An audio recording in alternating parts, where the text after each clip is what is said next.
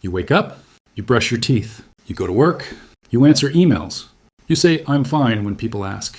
And from the outside, you look completely functional. But on the inside, there's nothing. No excitement. No motivation. No feeling. Just a kind of hum, like a TV on a dead channel. This is not just laziness, and it might not be depression, though it can look a lot like it. It is something people only recently started naming. And once you hear the name, everything will make sense. Here's the question that most people never ask themselves. Am I living, or am I just not dying? Because there is a difference. A big one. And if you have been calling yourself lazy, unmotivated, or checked out for years, you might be none of those things. You might be in what people are now calling functional freeze. The term went viral because for the first time, it put words on something millions of people feel but could never explain. And the scariest part? Most people in it don't even know. Functional freeze. It sounds like an oxymoron, doesn't it? How can you be frozen and functional at the same time? But that is exactly the point. This is not the kind of freeze where you collapse and can't move. This is the kind where you keep moving. You keep going through the motions. But something inside you has shut down completely. Your body is still running on autopilot, but the person inside has checked out. You are a car with the engine light on, still driving, ignoring the warning. Now, this term, functional freeze, is not a medical diagnosis. You won't find it in a textbook. But therapists say it points to something very real that happens in the body when stress goes on too long. And that real thing? We are getting to it. This is why functional freeze is so dangerous. It is invisible. You don't look sick. You don't look tired. You show up. You perform. People around you think you are fine because you are still producing, still functioning, still showing up. But inside, you are running on fumes. The disconnect between how you look and how you feel is so extreme that most people in freeze mode start doubting themselves. If I can still go to work, I can't be that bad, right? Wrong. Your body has a built-in threat system. When something scary happens, your body reacts before you even think. Heart rate up, muscles tense, ready to fight or run. That is your gas pedal. But your body also has a brake. When the threat goes away, the brake kicks in. Your heart slows down. Your muscles relax. You recover. This gas and brake system runs everything in the background. Your breathing, your heartbeat, your digestion, without you having to think about it. But here is what most people don't know. That brake has a second position. And when you push it all the way, it doesn't just slow you down. It stops you completely. You freeze. That is where functional freeze lives. Your body has 4 ways of reacting to danger: fight, flight, freeze, and fawn. Most people know about fight and flight. Some have heard of fawn. That is when you people please to stay safe. But freeze is the one nobody talks about, because freeze doesn't look like a crisis. Fight looks like anger. Flight looks like avoidance. Fawn looks like going along with things. But freeze? Freeze looks like normal. Freeze looks like someone sitting at their desk, doing their job, appearing fine. That is what makes it so hard to recognize. Here's how you end up in freeze. Your body tries fighting first. That doesn't work. The stress doesn't go away. It tries running. That doesn't work either. You can't escape your job, your responsibilities, your life. So it does the only thing left. It hits the emergency brake. Not the regular brake that helps you recover. The emergency one. The one that shuts everything down to keep you alive. Your body stays operational. Your feelings go offline. This is not a choice. This is a survival mechanism. Your body decided that feeling everything was too much right now, so it turned the volume all the way down. The first sign of functional freeze is emotional numbness. Not sadness, not anger, nothing.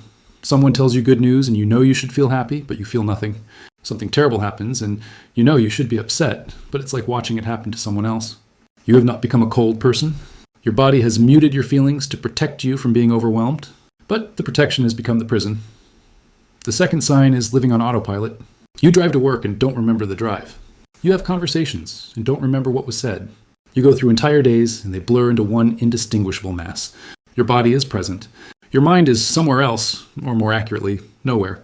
You are not daydreaming. You are not distracted. You are simply not there. The operating system is running, but the user has logged off. The third sign is the guilt loop. You know you should be doing more. You know you should feel more. You know you should care more. And every day that you don't, you add another layer of guilt on top of the numbness. Why can't I just be normal? Why am I so lazy? What is wrong with me? But here's the thing. Guilt requires energy, and your body is already in energy-saving mode. So the guilt just sits there, unresolved, making the freeze deeper. The fourth sign is the social mask. You have become an expert at performing fine. You smile at the right moments. You laugh at the right jokes. You say the right things. But it is all rehearsed. It is all calculated. You are not responding from feeling. You are responding from a script you wrote years ago. And the exhaustion of maintaining this mask is one of the reasons you have nothing left at the end of the day. So what caused this? For most people in functional freeze, it was not one traumatic event. It was chronic, relentless overwhelm, years of pushing through, years of not resting, years of being the responsible one, the strong one, the one who handles everything. Your body did not break in one moment. It eroded slowly, like a cliff worn down by waves, until one day the structure was still standing, but the inside was hollow. The other hidden cause is all the feelings you never let yourself feel. Every time you pushed down anger because it was not the right time. Every time you swallowed grief because there was no space for it. Every time you told yourself, I'll deal with it later, and later never came. All of that did not disappear. It lived in your body, in tight shoulders and a shallow breath, in a jaw that never unclenches. And eventually, there was no more room. When your body runs out of room for what you have been carrying, it freezes. Not because you are weak, but because you were strong for too long without letting anything go. The first step out of functional freeze is recognition. You cannot fix what you refuse to see. Say it out loud. I am not lazy. I am not broken. I am in freeze. Naming it is not a cure, but it is the crack in the ice. The moment you understand that your numbness has a cause and a name, you stop blaming yourself. And self-blame is the thing keeping the freeze in place more than anything else. The second step is simple but counterintuitive. Do not try to feel everything at once. That will overwhelm your system and push you deeper into freeze. Instead, feel one small thing. Let yourself be a little annoyed about something minor. Let yourself notice that the sun feels warm on your face for 5 seconds.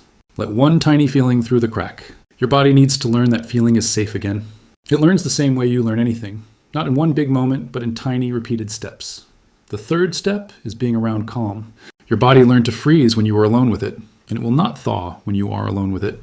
Being around a calm person, a friend who actually listens, a therapist who holds space, even a pet that sits on your lap and breathes slowly, tells your body something it cannot tell itself.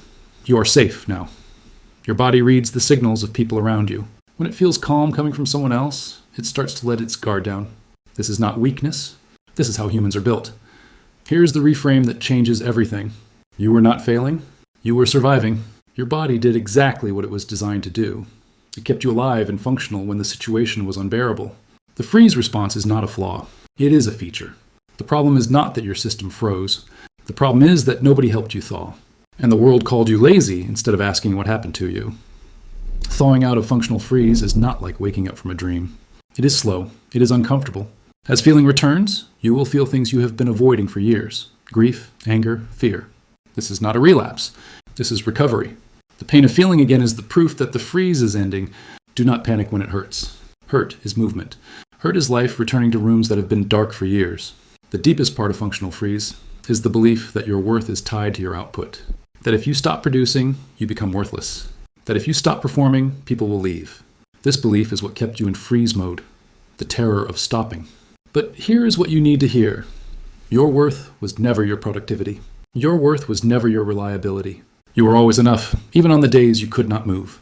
The people who only valued your performance were never seeing you. So here is your challenge. Not a to-do list, not a 5-step morning routine. Just one thing. The next time you call yourself lazy, stop. Ask instead, what is my body trying to survive right now? That question will take you further than any productivity hack ever will. And if this feeling has been your normal for months or years, talk to someone, a therapist, a counselor, anyone who can help you figure out what is really going on. This video is not a diagnosis. It is a starting point.